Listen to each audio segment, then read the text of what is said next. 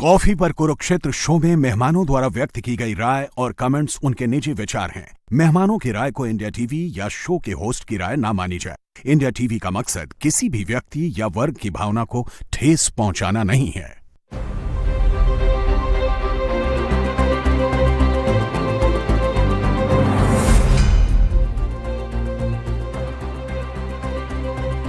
नमस्कार, आप देख रहे हैं इंडिया टीवी में हूं पेनाज त्यागी। कॉफी पर कुरुक्षेत्र में आज बात होगी हमारे पड़ोसी मुल्क की, जहां पर सत्ता परिवर्तन तो हो रहा है, लेकिन ये सत्ता परिवर्तन क्या हमें सूट करेगा कि नहीं, क्योंकि वहां सीधे सीधे नारे लगे, ना दिल्ली ना पिंडी ना कोई और देश, सबसे पहले बांग्लादेश।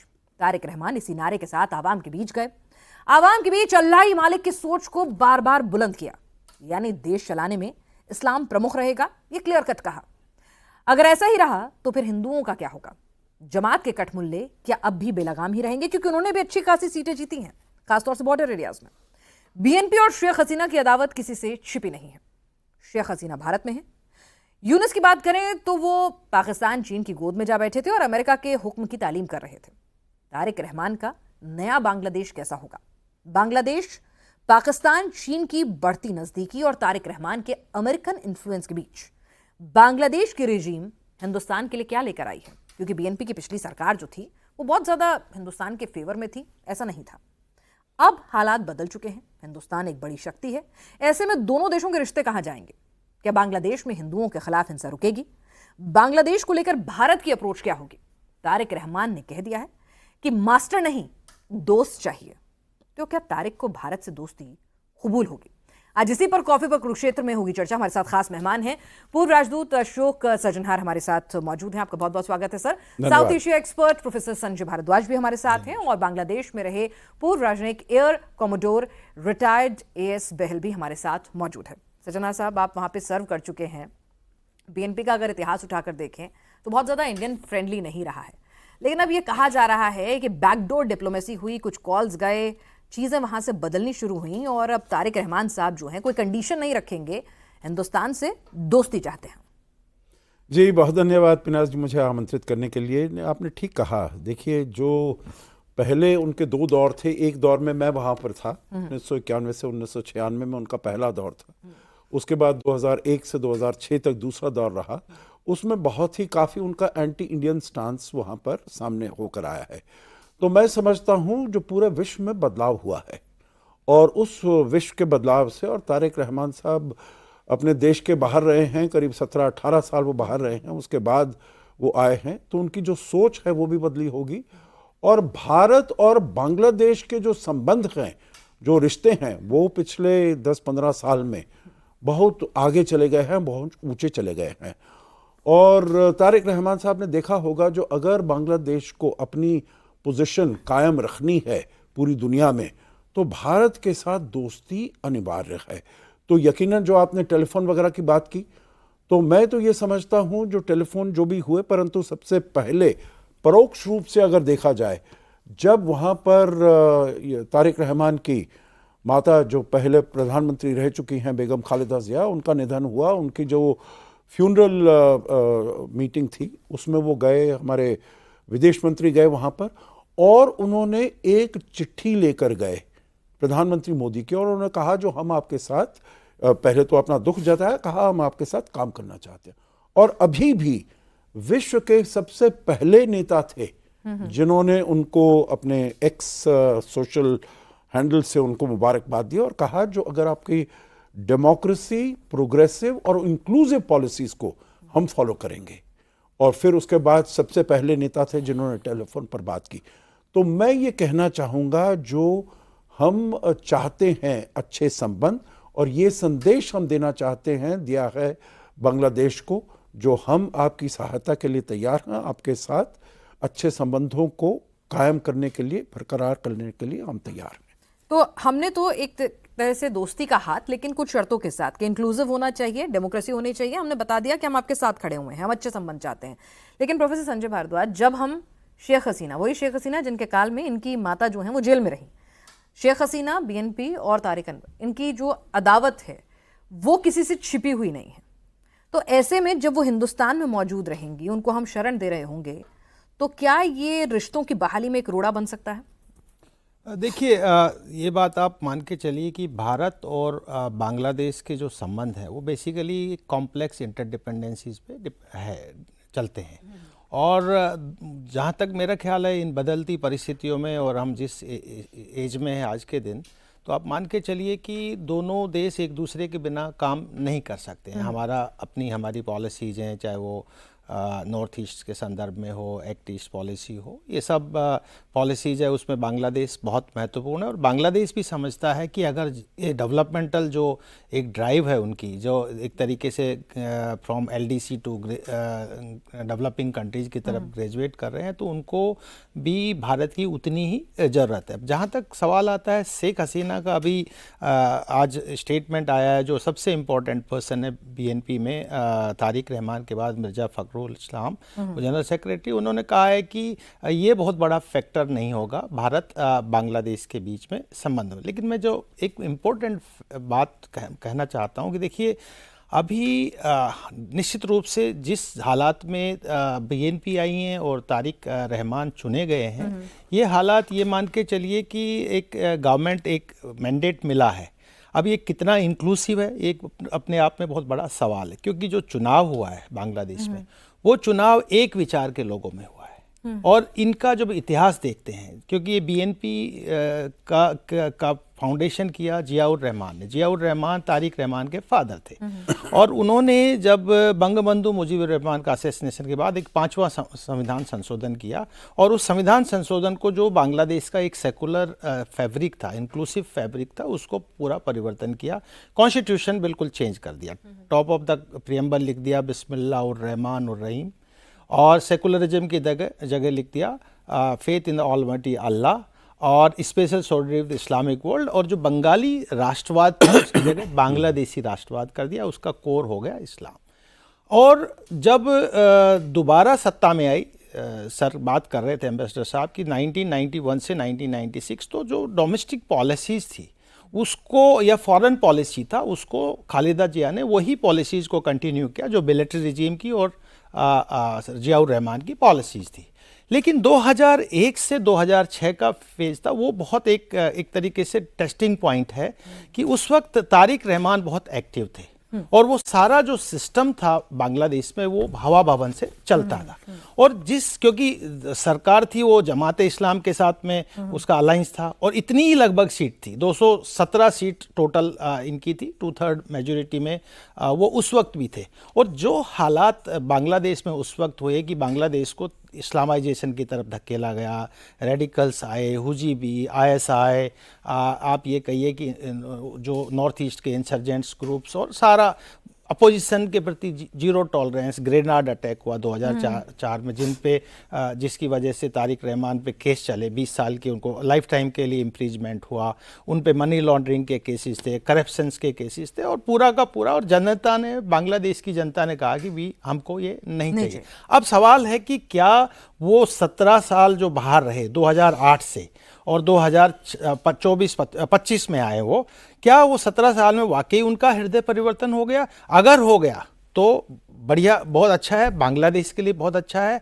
और पूरे दक्षिण एशिया और भारत के लिए भी अच्छा है।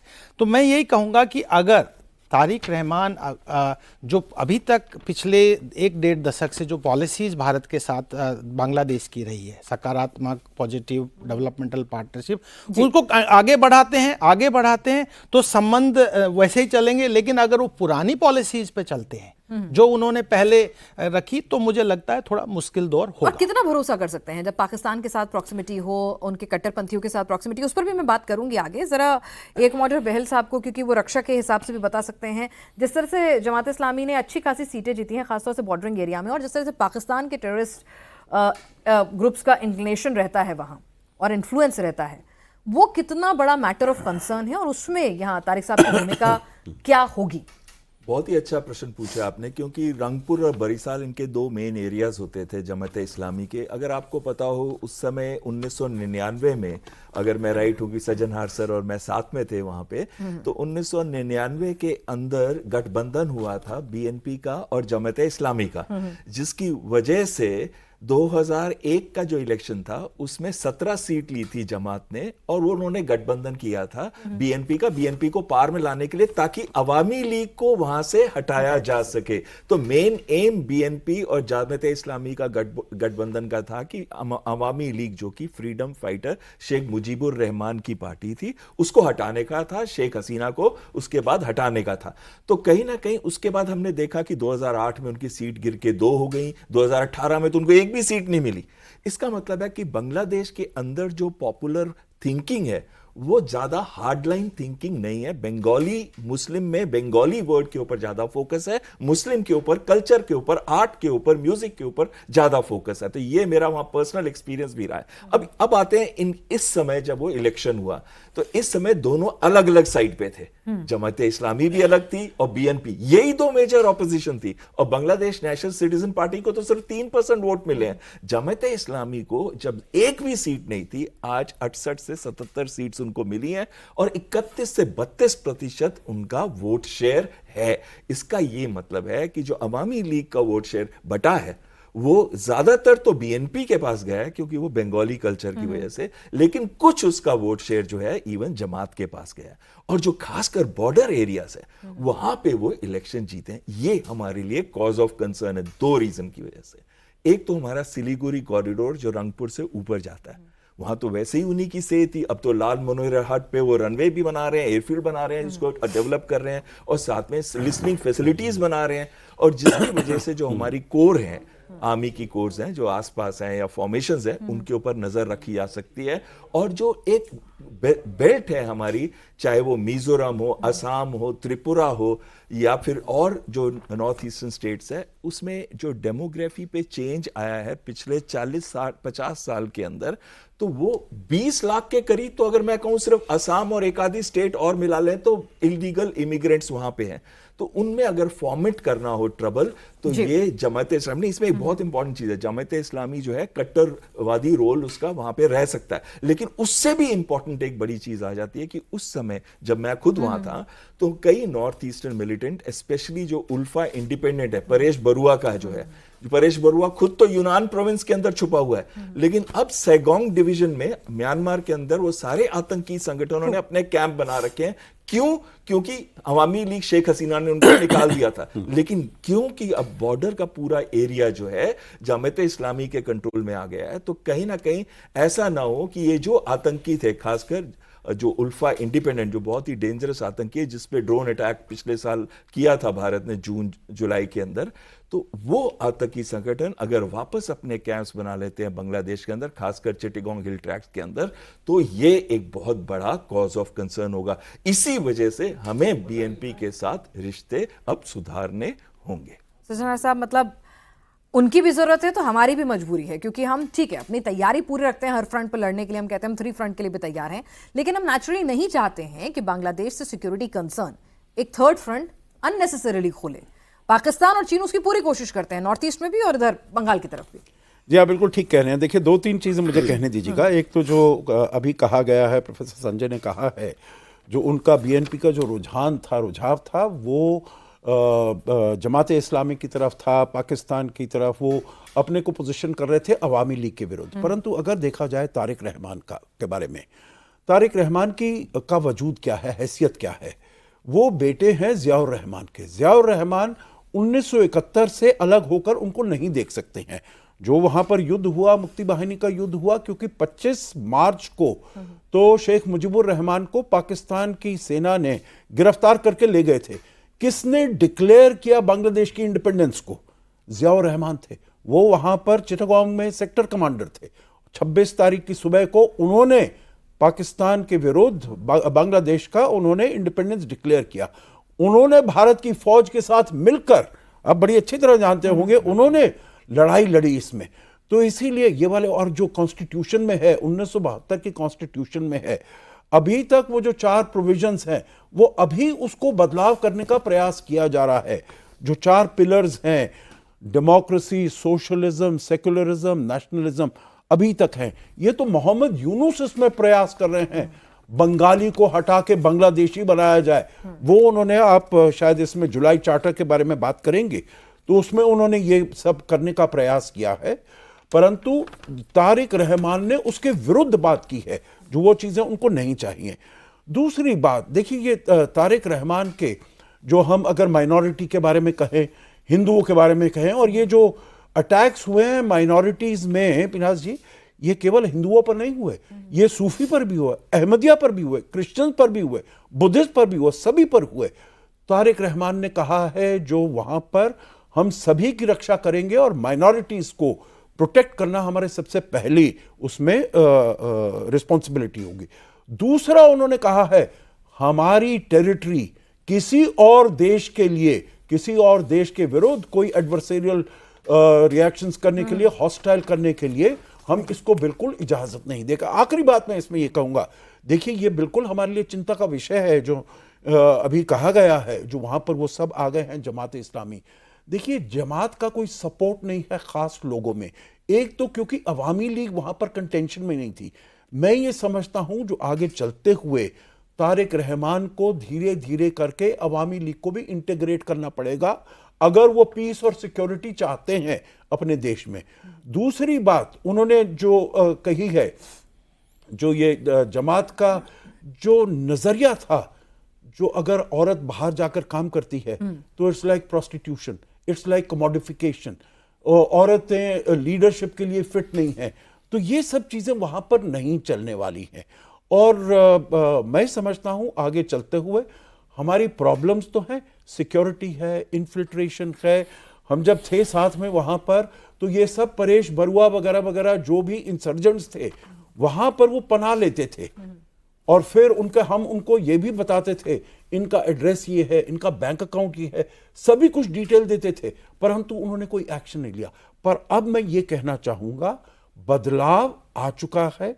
तारिक रहमान, उनको डार्क प्रिंस कहा जाता था उस समय, और उन्होंने 2004 में वो जो सभी परेश बरुआ के लिए जो कंसाइनमेंट था चिटगांग में वो आया था, उनके विरुद्ध वो एक्शन हुआ था। परंतु मैं समझता हूं जिस प्रकार के उनसे कमेंट्स आ रहे हैं, दे आर एनकरेजिंग। तो हमें कॉशियस रीएश्योरेंस, कॉशियस ऑप्टिमिज्म लेना चाहिए, पूरा अपना ध्यान रखना चाहिए जो वहां पर ऐसा नहीं होना चाहिए, क्योंकि इसमें जरूरत बांग्लादेश की भी है, उतनी ही है या ज्यादा है, क्योंकि बांग्लादेश तो चारों तरफ से, 3 तरफ से भारत से घिरा हुआ 4000 किलोमीटर, यहां पर जो आपका मैरीटाइम बॉर्डर है वो भी भारत उसको कंट्रोल करता है। तो इसीलिए बांग्लादेश, उसकी इकोनॉमी इतनी खराब हो गई है। देखिए जमाते इस्लामी वहां पर ये देखा है, अगर उसे ऑफिशियल पेट्रोनेज नहीं मिलता है, वहां की जो सरकार है अगर वो उसे सपोर्ट बढ़ावा नहीं देती है, वो कहीं नहीं जा सकते हैं। पिछले 1.5 साल में मोहम्मद यूनुस ने, जो कहे जाते हैं अमेरिका के डीप स्टेट के प्लांट थे, ISI के प्लांट थे वहां पर, इसीलिए जमाते इस्लामी को जो एकदम बंद हो रखे थे सब उन्होंने वहां पर उनको खोल दिया, उनके ऊपर से बैन हटा दिया, सारा पेट्रोनेज उन्होंने दिया, ISI को फिर से आने दिया। परंतु अब अगर पेट्रोनेज नहीं मिलेगा तो मैं समझता हूं जो भारत और बांग्लादेश के संबंधों को आगे ले जाने में हमें सहूलियत हो सकती है। ठीक है, वो एक बैलेंस भी बनाना चाहेंगे चीन और भारत के बीच में भी, अपने लिहाज से भी, क्योंकि उन्होंने कहा हम नहीं चाहते कि किसी एक मुल्क की डोमिनेंस हो। लेकिन पाकिस्तान ISI के सर ने कहा जिस तरह से एंट्री मिली है, जिस तरह से वो पूरा टेरर नेटवर्क भी रीएक्टिवेट करने की जो कोशिशें हुई हैं, और बॉर्डर एरिया में जमात का सीट जीतना, तो ये कितना कंसर्न है? मतलब मुनीर और तारिक के बीच में कैसा इक्वेशन होगा, कितना भरोसा होगा, क्या वाकई में कुछ रिश्ते उनके बेहतर होंगे और हिंदुस्तान के लिए कंसर्न होगा?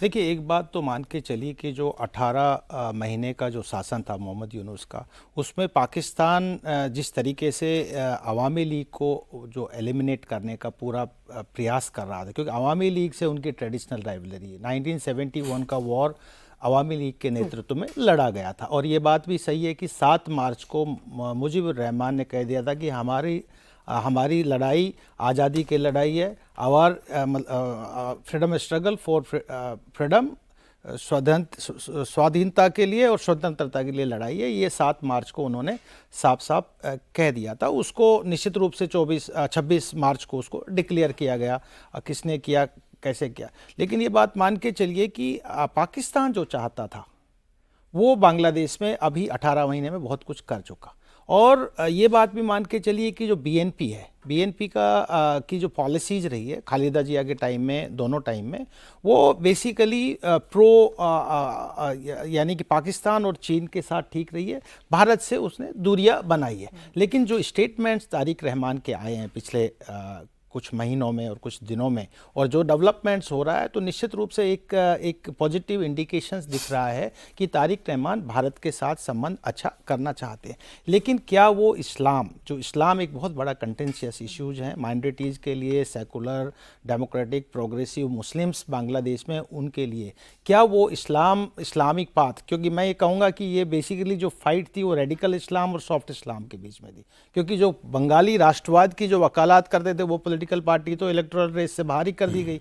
तो बेसिकली जो इस्लाम की पॉलिटिक्स क्या तारिक रहमान किस हद तक करेंगे ये डिटरमाइन करेगा, और क्या पाकिस्तान से वो डिस्टेंस बनाएंगे, क्योंकि पाकिस्तान के पास में वो सिर्फ आइडियोलॉजिकल सपोर्ट और आतंकवाद के सपोर्ट के अलावा उनके पास कुछ देने के लिए नहीं है। पाकिस्तान यहाँ पर चाइना कार्ड खेलने का प्रयास करेगा, और जहाँ पर मौका लगे वो अमेरिका को भी इस्तेमाल करने का प्रयास करेगा। ये बात भी ठीक है कि जो चीन है, चीन को शेख हसीना ने भी बहुत एक बैलेंस्ड अप्रोच रखा, भारत के साथ भी अच्छे संबंध रखे और चीन के साथ भी जो भी डेवलपमेंटल पार्टनरशिप करे।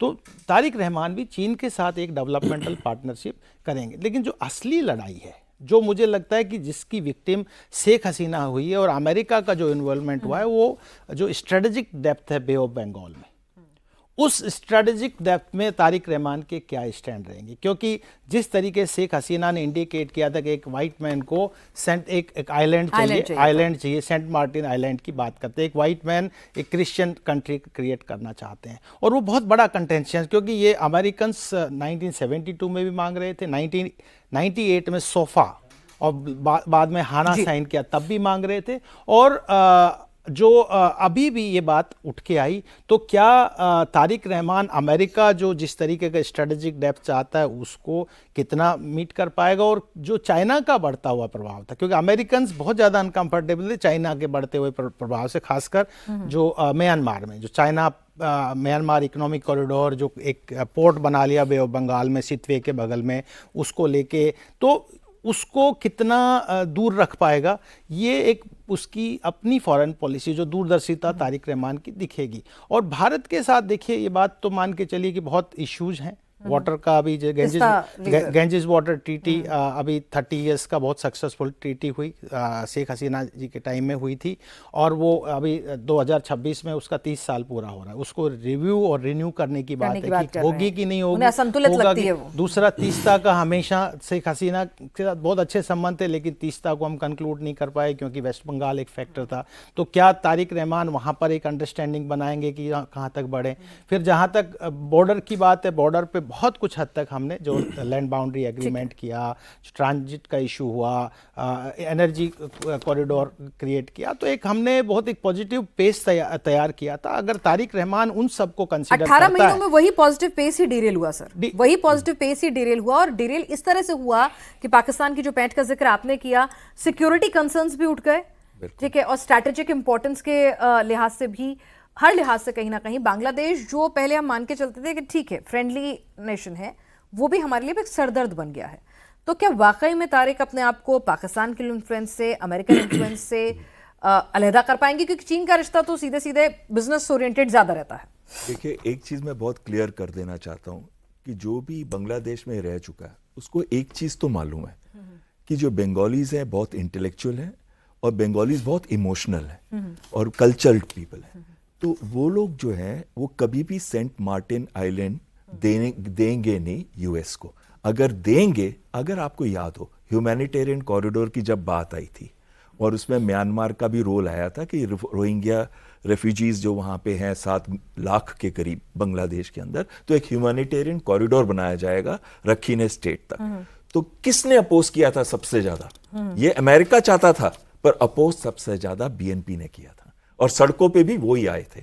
तो कहीं ना कहीं बहुत क्लियर है कि एक लिमिट से आगे तारिक रहमान नहीं जाएंगे, चाहे वो अमेरिका हो, चीन हो या पाकिस्तान। अब यहां पे मुझे सिर्फ 1-2 मिनट और दीजिएगा।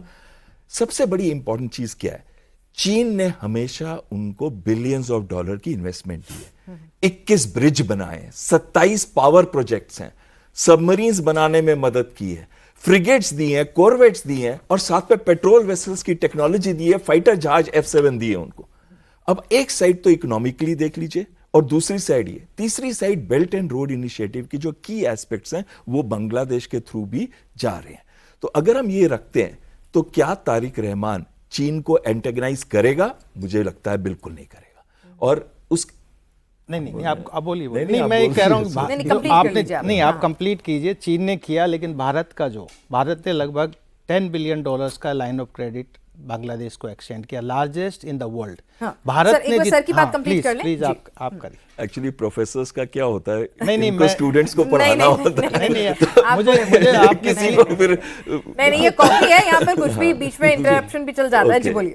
चल जाता हाँ, है। हाँ। Okay, थोड़ा I सा didn't सर ठीक है, realize. you Okay. should have said, you behaving too diplomatically correct. नहीं, absolutely. No. Because you are the moderator. आप जो नहीं, कहेंगे नहीं। हम वो करेंगे, नहीं, लेकिन नहीं, आप जब please, देंगे तो हम please, बोलेंगे sir. जरूर। हाँ। Yeah. There's much to No, speak. you can add your points sir anytime. Yes. So after जैसे चीन के साथ मैंने आपको बताया, और ये बड़ी लंबी है, जब इवन अवामी लीग पावर में थी और जब हम लोग भी वहां थे, मैंने दोनों रोल देखे हैं, बीएनपी का भी देखा है, अवामी लीग का भी देखा है, और दोनों में मैंने नोटिस किया है चीन के साथ जो इनकी पॉलिसीज हैं उसमें ज्यादा बदलाव नहीं आया, और एम्बेसडर साहब भी यही बोलेंगे जो वहां रहे हैं। और तीसरी चीज आ जाती है पाकिस्तान के साथ।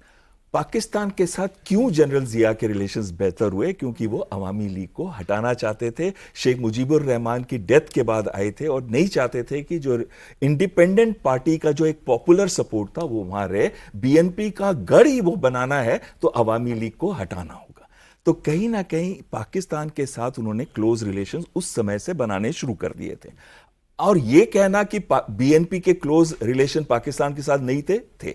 अब क्या हुआ है, जो बीच में समय आया यूनुस का, उन्होंने एक 11 से 12 के करीब मिलिट्री डेलीगेशंस आए। आईएसआई के 2 बार डेलीगेशन आया, जनवरी 2025 में रंगपुर में भी गए, और चीन के भी आए थे वहां पे, और दोनों साथ मिलकर गए थे रंगपुर में, जहां लाल मोनहराट की हम बात कर रहे थे। तो पाकिस्तान के साथ जो सडनली एक जंप हुआ है रिलेशनशिप बढ़ाने में, और जो एक मीटिंग हुई थी कुनमिंग के अंदर जहां पे पाकिस्तान, चीन और बांग्लादेश उनके रिप्रेजेंटेटिव्स थे, और अगर वो मीटिंग का ये मतलब था कि कहीं ना कहीं इंडिया आउट, पर अब मुझे ये लगता है, जो मेरी अपनी परसेप्शन है और रीडिंग है बांग्लादेश के ऊपर, और वो बिल्कुल सही भी रही थी, बीएनपी का मैंने प्रेडिक्ट किया था 2/3 से ऊपर लेके जाएंगे वोट्स, और ये टेलीविजन चैनल पे ही किया था, और वही हुआ, 2/3 से ऊपर सीट्स लेके गए वो। अब मेरी जो रीडिंग है कि तारिक रहमान एक बैलेंस्ड अप्रोच लेके जाएंगे। ठीक है। वो हाँ, बिल्कुल, बिल्कुल बात एक कर दो सकते हैं। सेंटेंस और बोलने दीजिए। और वो बैलेंस्ड अप्रोच लेके जाएंगे।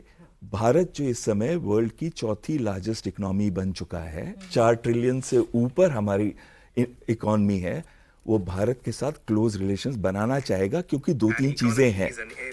सबसे पहली चीज है, और बड़ी इंपॉर्टेंट चीज है, कि भारत ने उनके लैंड पोर्ट्स और सी पोर्ट्स में सिर्फ 2 जगह से इंपोर्ट होने के लिए परमिशन दी है। तीसरी चीज है कि उनकी हमने जो ट्रांसशिपमेंट फैसिलिटी थी वो बंद कर दी थी लास्ट 1 साल के अंदर, और बांग्लादेश को वो चाहिए। $770 मिलियन का उनका जो ट्रेड का प्रॉब्लम हुई है इस वजह से, ये जो रिस्ट्रिक्शंस हमने लगाए हैं, बांग्लादेश भी चाहता है कि अब हम उनके साथ अच्छे रिलेशन करें, और ये बांग्लादेश फर्स्ट की पॉलिसी मुझे लगता है फॉलो करेंगे, लेकिन एक बैलेंस बनाएंगे। चलिए, फॉलो तो करेंगे। कब आप एक आम हिंदुस्तानी के लिहाज से अगर सज्जनार साहब हमें समझा सकें कि भाई 18 महीने में जो रिश्ते डीरेल हुए थे, जहां पर सामरिक लिहाज से भी, आर्थिक लिहाज से भी, और एक जो ट्रस्ट फैक्टर होता है उस लिहाज से भी अच्छी खासी डैमेज हुई, और हिंदुस्तान में जो हिंदुओं का जो कंसर्न था, वहां पे जो एट्रॉसिटीज हो रही थी, वो भी एक मेजर कंसर्न था, जिसको भी एड्रेस नहीं किया गया था बार बार कहने के बाद भी। इतने बड़े पैमाने पर जो डैमेज हुई है, क्या तारिक उसको अंडू कर पाएंगे? कितना वक्त लगेगा, और हिंदुस्तान कितना ट्रस्ट कर पाएगा? देखिए, ट्रस्ट नहीं, इसमें तो इंटरेस्ट की बात होती है, और हमने ये जताया है जो हम आपके साथ काम करने के लिए बिल्कुल राजी हैं। देखिए, भारत ने अगर मैं आपको 1-2 उदाहरण दूं, हमारे चारों तरफ ये हमारे लिए प्रॉब्लम बनकर उभरा है, परंतु हमारे लिए प्रॉब्लम बनकर उभरा था मालदीव्स भी। मालदीव भी वहाँ इंडिया आउट कैंपेन में आए थे। कितना हमने उनको अपनी डिप्लोमेसी से अपने साथ कर लिया है। श्रीलंका में आप देखिए, जो 2024 में नई सरकार जो आई, वो बिल्कुल ही भारत के विरुद्ध सरकार थी। जेवीपी अनुराग कुमार दिसनायक के जो उनके राष्ट्रपति हैं वगैरह वगैरह, वो भी भारत के विरुद्ध थे। हमने अपनी पॉलिसी से जब 2022 में उनको दिक्कत आई, हमने उनको जो सपोर्ट किया वो भारत के एकदम साथ आ गए, करीबी आ गए। सबसे पहला देश जो उन्होंने विजिट किया भारत, सबसे पहले विदेशी नेता जिनको उन्होंने बुलाया वो भारत। अफगानिस्तान के साथ देखिए, तालिबान के साथ कैसे हमारे रिश्ते थे जब हम वहां से निकले। तो मैं कह रहा हूं जो हमारी डिप्लोमेसी बड़ी सफल हुई है, और बांग्लादेश के साथ भी मैं समझता हूं उनको ज़रूरत है। हमारे भी मुद्दे हैं, हिंदुओं के जैसे आपने बताया है उनके मुद्दे हैं, हमारी सिक्योरिटी है, हमारी इंसर्जेंट्स जो आते हैं वहाँ से जो इन्फिल्ट्रेशन है, मुद्दे हैं। परंतु अगर आप बातचीत से वो करते हैं, इनको सुलझाने का प्रयास करेंगे, तो यकीनन आप उसको सुलझाने में समर्थ होंगे। दूसरी बात है चीन की। चीन में जैसे बताया इन्होंने बिल्कुल ही ठीक कहा, वो बिल्कुल ही बैलेंस्ड अप्रोच लिया है। पहले शेख हसीना ने सेफ हेवन्स दिए जाते थे, हमारे यहाँ पर जो इंसर्जेंट एलिमेंट्स उनको नहीं दिया जाए। कनेक्टिविटी का जो मामला है वो उनके फायदे के लिए, हमारे फायदे। जहाँ तक अमेरिका का है, अमेरिका अगर यहाँ पर आता है और चीन के विरुद्ध किसी से वो करना, देखिए हमारे लिए उसमें कोई दिक्कत नहीं होनी चाहिए। हम तो क्वाड के मेंबर हैं। क्वाड बना किस लिए है? जो चाइना की अग्रेसिव पॉलिसीज हैं और जो चाइना का असर्टिव है इंडो पैसिफिक में, उसको कंटेन करने में, तो मुझे कोई दिक्कत नहीं होगी अगर बांग्लादेश कोलैबोरेट करता है अमेरिका के साथ चीन के ऊपर थोड़े से अंकुश लगाने के लिए। आखिरी बात मैं देखिए इसमें यह कहूंगा, जो वहां पर जो ये इलेक्शन हुआ है, इसका हम कारण देख सकते हैं। जो जमात इस्लामी को इतनी वोट्स क्यों मिली है, मैं समझता हूं एक वैक्यूम जो क्रिएट हुआ है, अवामी लीग को हटा दिया गया है, तो उसकी वजह से उसमें वो काफी मिला है। परंतु जो बांग्लादेश की जनता है, उन्होंने अपनी वोट से बताया है जो वो कट्टरपंथी इस्लाम के साथ नहीं है, वो मॉडरेट इस्लाम के साथ है, जो उन्होंने तारिक रहमान को दिया है। तो उनके ऊपर एक हिस्टोरिकल रिस्पॉन्सिबिलिटी आई है।